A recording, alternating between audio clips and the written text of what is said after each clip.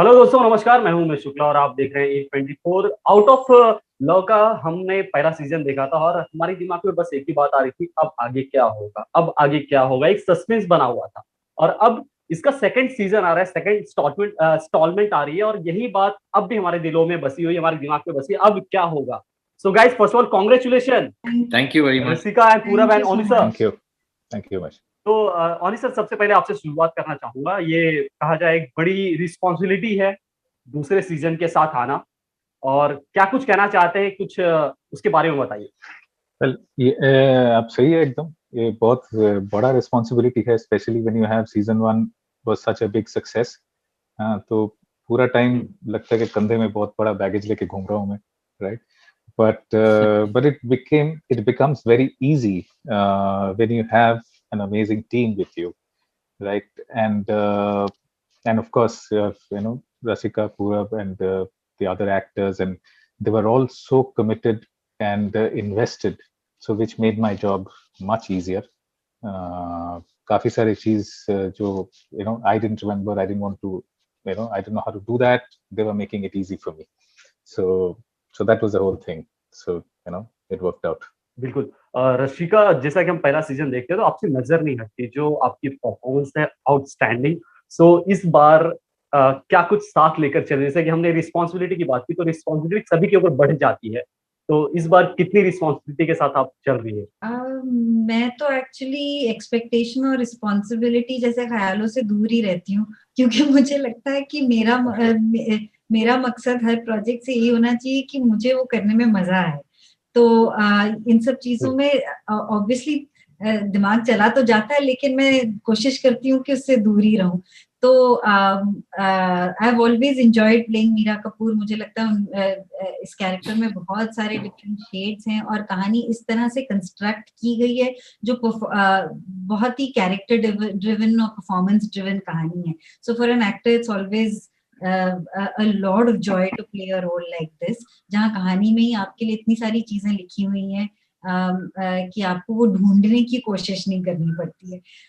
Second season में हमने मीरा का एक साइड देखा था। सीजन 2 की शुरुआत में हम एक बिल्कुल अलग मीरा देखते हैं, और सीजन 2 के दौरान तो मतलब इतने शेड्स देखने को मिलेंगे कि मुझे लग रहा है कि I don't know what is there left after that, because there's so much there. So I'm excited to see कि ऑडियंस कैसे रिस्पॉन्ड करेगी। ऑडियंस ने बहुत सारा प्यार दिया मीरा कपूर को सीजन 1 के एंड में। अब भी मुझे कमेंट्स आते हैं कि आकर्ष आपके साथ ऐसा कैसे कर सकता था और आपने बिल्कुल ठीक किया, और इस बार आप उसको छोड़ना नहीं, इस तरह के कमेंट्स आते हैं। तो I hope that audience still is in love with Meera in season 2 also. बिल्कुल बिल्कुल, बहुत ही प्यार मिलने वाला नो है। नो नो नो, ऐसा नहीं हो गया, ऐसा नहीं होगा। यार मुझे डर लग रहा है कि मुझे प्यार बांटना पड़ेगा आकर्ष के साथ। शायद आकर्ष से भले ही कहा जाए, उनके किरदार से भले ही हमें एक कहा जाए चिढ़ हो गई है या कैसा किरदार है, कैसे करा, लेकिन उनकी परफॉर्मेंस आउटस्टैंडिंग, जैसा कि पूरा हमने जिक्र किया, एक अच्छा एक फिगर बनाया गया था जो कि बखूबी सबके सामने नजर आया। तो क्या एक्सपेक्ट कर रहे हैं इस सीजन से? वेल, हर एक प्रोजेक्ट के साथ एक्सपेक्टेशन वही होता है कि लोग देखे, पसंद करे और एंजॉय करे। लेकिन इस सीजन के साथ एक्सपेक्टेशन शायद ज्यादा है, क्योंकि फर्स्ट सीजन लोगों को इतना पसंद आया। अब ट्रेलर रिलीज हुआ, लोगों को इतना पसंद वो भी आया है। सवाल बहुत आ रहे हैं कि क्या होता है, does he die, what is gonna happen between the two of them. तो फिंगर्स क्रॉस्ड यार कि ये भी चले और लोग को पसंद आए। और मेरा जो कैरेक्टर है इसमें, जैसे रसिका ने बताया, she really enjoyed playing Rasika. I have to say कि सीजन 1 में I didn't enjoy playing Aakarsh. he's not a character that I loved to death. मुझे बहुत मतलब ढूंढना पड़ा एम्पैथी इस कैरेक्टर के लिए to actually play him. But in the second season, I think there's a lot of the writing that is come in, which really supports, helps an actor, gives the character many graphs, an interesting graph, many shades, many layers, and I'm looking forward कि audience का reaction क्या होगा उसको लेकर. So let's see, fingers crossed, as I said. बिल्कुल। उन्हीं sir, जैसा कि हमने पहले ही जिक्र किया, रिस्पॉन्सिबिलिटी की हमने बात की, लेकिन कहीं ना कहीं जब हम एक आगे की कहानी बतानी होती है, सीक्वल करना होता है, तो राइटिंग सबसे पहले इम्पोर्टेंट होती है, क्योंकि किरदार और कैरेक्टर्स को लोगों की ज़हन में बैठ चुके हैं। तो राइटिंग और क्राफ्ट को लेकर क्या कुछ प्रिपरेशन रही? Uh, of course, you're right. Writing is the backbone, right, of the entire thing. And uh, what is actually very important for me when I'm directing, it's not really the scenes. कि scene में क्या होता है कि one character will do something. कोई किसी जगह कि आप they'll hit somebody, or कुछ तो होगा. But I think what is very important is the subtext of it. क्यों कर रहा है? And at that moment, what is that person feeling, right? And that is where I feel the entire season of this season 2, I think, is very special, because every character is reacting to a moment, feeling that moment, but बाद में वो change हो रहा है, because we all change, right? Because हम लोग अगर कहीं किसी को डांट दिया ऐसा at the moment, later we feel differently because it's all circumstantial.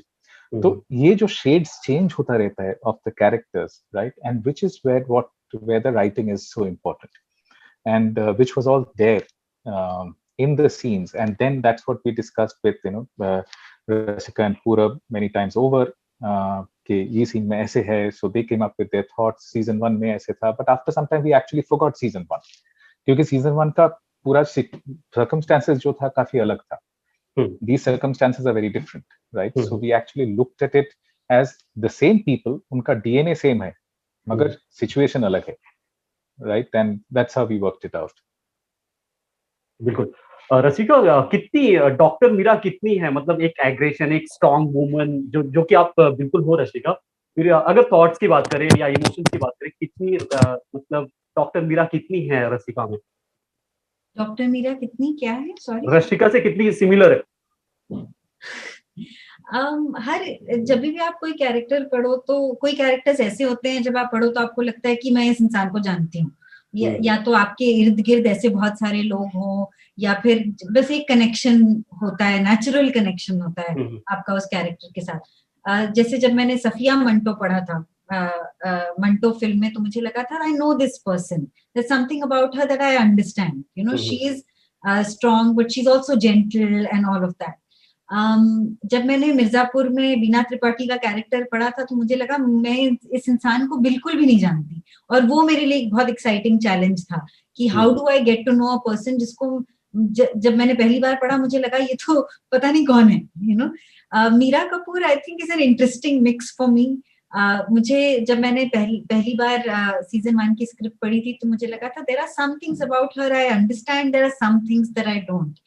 I think what I relate to Meera Kapoor about is he often makes very, I would like to say, instinctive decisions. कई बार because of the outcome of those decisions आप कह सकते हैं कि वो erratic decisions थी और reckless decisions थी, लेकिन काफी बार she behaves in a very uncharacteristic way. आप expect नहीं करेंगे कि वो ये करने वाली है, लेकिन वो कर जाती है। So I think that's one side of her that I had natural empathy for. Very often people don't have empathy for people who respond to things like this. I had that for her.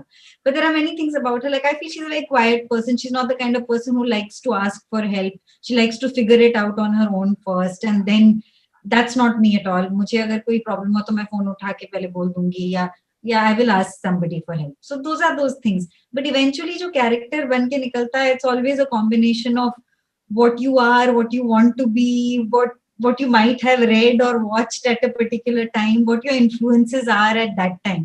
So ये कहना बड़ा मुश्किल है कि exactly कौन सी चीज कहाँ से आई, आपसे निकल के आई कि स्क्रिप्ट से निकल के आई कि दोनों का मिश्रण हो गया और कुछ और निकल के आ गया, you know? बिल्कुल। पूरब, जिस तरह आज सिनेमा काफी बदल गया है, और हम कहा जाए तो फीचर फिल्मों के फैन रहे हैं, थिएटर्स में फिल्में देखना पसंद है, लेकिन डिजिटली जो एक्टर्स उभर कर हमारे सामने आए, ऐसे ऐसे टैलेंटेड एक्टर की जिन्हें हम देखते हैं तो यार लगता है कि ये बस अपना है, इसे हमने जिया है, इसे हमने देखा है। किस तरह देखते हैं डिजिटल प्लेटफॉर्म्स को?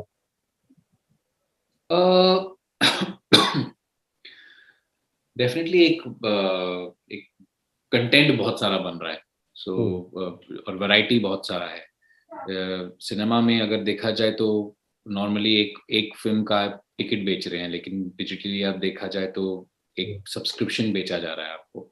तो सब्सक्रिप्शन के लिए आपको एक प्रोजेक्ट या 2 प्रोजेक्ट की जरूरत नहीं, आपको ढेर सारा प्रोजेक्ट की जरूरत है, ढेर सारा एंटरटेनमेंट की जरूरत है, इन्फॉर्मेशन का, you know what, there so many things that people like to watch. और इंटरनेट ऐसी चीज है जहाँ पे आप कभी भी दे सकते हैं अपने टाइम पे, और अपने आप अकेले देख सकते हैं, फैमिली के साथ देख सकते हैं, there lots of options available. तो इंस्टेंटली ये जो मीडियम है डिस्ट्रीब्यूशन का इज वेरी एक्साइटिंग। काम यहाँ बहुत हो रहा है, जैसे आपने देखा है पैंडेमिक के टाइम पे भी, जहाँ पे थिएटर सब बंद है, सारा एंटरटेनमेंट, बड़े बड़े फिल्में इन प्लेटफॉर्म्स पे रिलीज हो रहे हैं। So it's an exciting time and it gives opportunity to lots of different kinds of talent, actors ही नहीं, डायरेक्टर्स, राइटर्स। अगर देखा जाए तो डिजिटल वर्ल्ड के पहले हमारे इंडस्ट्री में राइटर्स को इम्पोर्टेंस दिया जाता था, but not so much. In fact some of, I would say some level writers को कुछ इम्पोर्टेंस नहीं दिया जाता था, कोई इम्पोर्टेंस नहीं दिया जाता था। लेकिन अब के टाइम पे writers are being really valued, you know, and writers are out there writing, there's the new writers coming up, so much information coming in, new story ideas, and there is a dearth of writers suddenly in India, and we've seen कि हमारे industry में हमने उस कला को ज्यादा cultivate किया नहीं है। Now's the time for that also to bud and flower. So it's an interesting time. हर कोई प्लेटफॉर्म अपना सब्सक्रिप्शन बेस बढ़ाने की कोशिश कर रहे हैं, तो there is a lot of entertainment being produced. Whether it'll hit some kind of peak level or, you know, stabilize, देखना पड़ेगा। Right now it's all upward, तो हमारे लिए अच्छा तो ये रशिया, इसी पे आप कुछ ऐड करना चाहेंगे, क्योंकि आप जो उभर कर डिजिटल के ही मीडियम से आपको एक अलग तरीके की वाइब मिली, एक तरीके से आप बाहर आई, कुछ कहना चाहिए क्या जकड़ कर रखता है ऐसे टैलेंट्स को जो फीचर फिल्मों में नहीं नजर आता, डिजिटली उन्हें बहुत ही अप्रिशिएट किया जाता है? मेरे ख्याल से डिजिटल स्पेस में काफी सारा टैलेंट डिस्कवर हुआ है, बट ऐसा नहीं कि उनको फिल्मों में काम नहीं मिल रहा है। तो इट्स आई गेस जब कोई नया स्पेस या कोई नई अपॉर्चुनिटीज मौजूद हो जाते हैं, तो उस सिचुएशन में नए लोगों को भी मौका मिलता है काम करने का, तो वो डिजिटल स्पेस में वो कर दिया। एटलीस्ट मेरे लिए पर्सनली, पूरब has obviously said the rest, but मेरे लिए पर्सनली आई थिंक ये मेरा पहला अपॉर्चुनिटी था जहाँ मुझे एक बहुत ही वाइड ऑडियंस को एक्सेस करने का मौका मिला। इससे पहले मैंने जो फिल्में की थी वो मेरे लिए बहुत सेटिस्फाइंग थी क्रिएटिवली, लेकिन वो उतने लोगों तक नहीं पहुंच पाई जितना कि मुझे लगा कि ये फिल्म इतनी अच्छी है, इतनी खूबसूरत है। जैसे एक फिल्म थी किस्सा जो मैंने की थी, जो मुझे लगा कि अगर इसकी डिस्ट्रीब्यूशन अच्छी होती तो कितने लोगों को इस फिल्म को देखने का मौका मिलता है। I really felt that film deserved it, you know. So वो that is what the digital space has changed for me personally, and the rest of course I agree with Purab. ओनी सर, सो pandemic का वक्त था और काम तो हमें करना ही था, कई दिनों तक हम घरों में थे, सो कैसे शूट करना पॉसिबल हो पाया, क्या चैलेंजेस फेस किए आपने इस पर? You're right, challenges actually we had thought हम लोग को काफी सारे challenges face करना पड़ेगा। Luckily we didn't have to face any challenges, क्योंकि unlike some other project जहाँ पे काफी सारे locations में shoot होता है, we had only one space. Okay. So we were actually, everybody went there, it was like a bubble। हमारा you know hotel से लोकेशन से होटल, और हमारा हर I think 10 दिन में टेस्ट होता था। Everybody was taking all the precautions, so we really were lucky कि हमारा ऐसे we could stay in one place and all the actors were there, technicians were there, so touch wood, we were all good। Great। So Rashika and पूरब, क्या कहना चाहेंगे finally आपके fans को, हमारे व्यूअर्स को जो कि इंतजार करे आउट ऑफ लव का सेकंड सीजन का, उन्हें क्या कुछ आप लोग मैसेज देना चाहेंगे? आउट ऑफ लव सीजन 2 30 अप्रैल को डिज्नी हॉटस्टार पर प्लीज देखिएगा, और जो सब टीम मीरा में है वो प्लीज टीम मीरा में टिके रहे, और जो कुछ बचे कुछ टीम आकर्ष में है वो भी इस तरफ आ जाएं। मैं भी वही कहना चाहूंगा।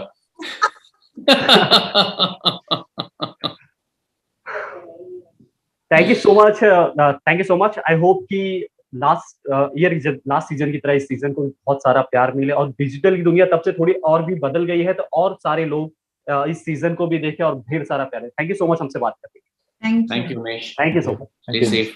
अगर आपको हमारा ये वीडियो पसंद आया हो तो इसे लाइक और शेयर जरूर करें और हाँ, हमें सब्सक्राइब और फॉलो करना ना भूलें ताकि आप एंटरटेनमेंट की कोई भी खबर मिस ना करें, चाहे बॉलीवुड और टीवी से जुड़ी बिग न्यूज हो या स्टार्स का लाइफस्टाइल, बी टाउन की कोई पार्टी हो या सेलिब्रिटीज की डेटिंग, फिल्म और टीवी इंडस्ट्री की गॉसिप हो या कंट्रोवर्सीज, हर वीडियो मिलेगा E24 पर। तो फिर धमाकेदार एंटरटेनमेंट के लिए जुड़े रहिए हमारे साथ और देखते रहिए E24।